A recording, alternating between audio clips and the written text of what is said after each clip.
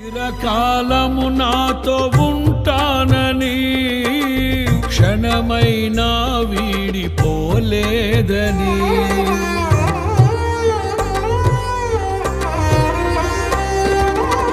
నీలో నన్ను చేర్చుకున్నావని